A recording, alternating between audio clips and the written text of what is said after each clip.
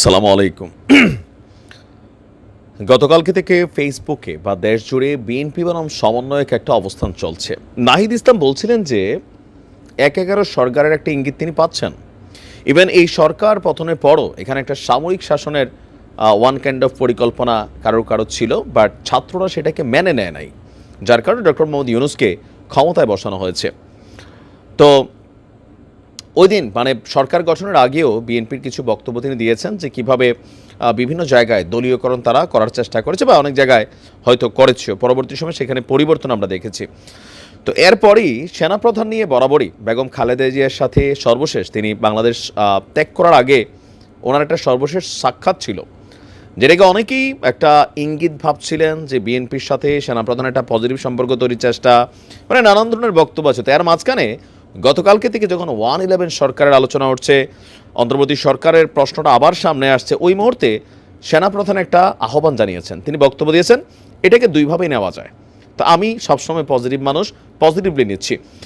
গতকালকে একটা প্রোগ্রাম ছিল, সেই প্রোগ্রামটাতে আমি প্রথমে বলি আমাদের সেনাপ্রধান তিনি একটা নতুন কি বলা হয় যে পদবি পেয়েছেন, বা এটাকে অনারই আমরা বলতে পারি।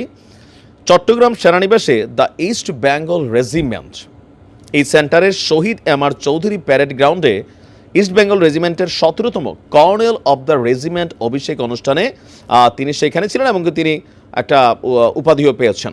আচ্ছা, তো সেই প্রোগ্রামে তিনি আপনার একটা বক্তব্য দিয়েছেন যে আমরা নিউজের হেডিংসটা হচ্ছে এরকম, প্রস্তুত থাকার আহ্বান জানালেন সেনাপ্রধান। কিসের জন্য? যে কোনো পরিস্থিতিকে মোকাবেলা করার জন্য, হতে পারে দেশি অথবা বিদেশি। বলছেন দেশের স্বার্থে যে কোনো ত্যাগ স্বীকার করতে প্রস্তুত থাকতে হবে সেনাবাহিনীর সব সদস্যদেরকে। তো জেনারেল ওয়াকারুজ্জামান তার বক্তব্যটা যেরকম ছিল, আমরা যদি বলি গণমাধ্যমকে কোচ করে যে কয়েক বছর ধরে বাংলাদেশের সেনাবাহিনীতে আধুনিক প্রযুক্তি নির্ভর এবং যুদ্ধোপযোগী যুদ্ধাস্ত্র সরঞ্জাম সংযোজনের মাধ্যমে আপনার বাহিনীর সক্ষমতা বেড়েছে। শেখ হাসিনার সরকার সামরিক খাতকে মোটামুটি আপনার শক্তিশালী করছে, ওনার কথাটা বোঝাই যাচ্ছে।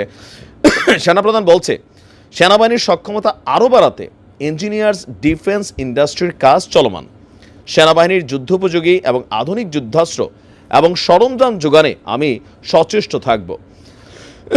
তারপর তিনি বলছেন যে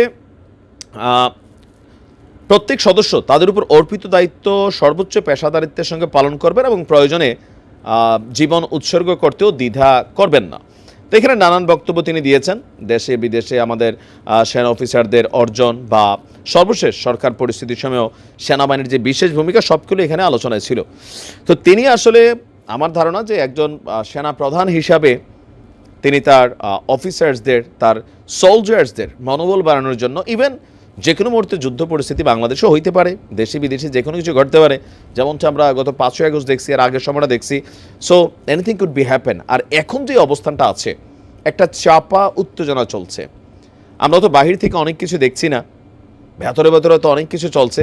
সো এই উত্তেজনায় যে কোনো পরিস্থিতিতে আবারও মাঠকে কন্ট্রোল রাখতে হলে এটা সেনাবাহিনীর দ্বারাই সম্ভব, অন্যদের দ্বারা সম্ভব না, এটা হচ্ছে প্র্যাকটিক্যাল। সো যদি দেশে আবারও কোনো জরুরি পরিস্থিতি তৈরি হয়, তাহলে কিন্তু এই দায়িত্বটা সেনাবাহিনীকে নিতে হবে। দেশে আসলে কি ঘটছে, বিএনপি ভাবছে যে এই সরকার তলে তলে একটা কিংস পার্টি তৈরি করছে। তো বিএনপির ভাবনাকে অনেকে জায়েজ মনে করছেন এই কারণেই যে বৈষম্য বিরোধী আন্দোলন এবং জাতীয় নাগরিক কমিটি মিলা ফেব্রুয়ারিতে রাজনৈতিক দল আনবে।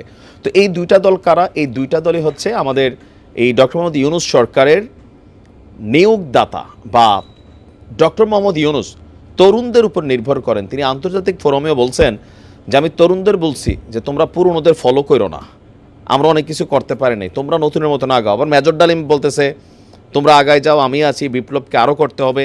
আমরা স্পষ্ট যেটা দেখতে পাচ্ছি, আওয়ামী লীগ শূন্য মাঠে বিএনপি বনাম সমন্বয়ক বা বৈষম্য বিরোধী বলেন, জাতীয় নাগরিক কমিটি বলেন, একটা আভ্যন্তরীণ দ্বন্দ্বের প্রকাশ।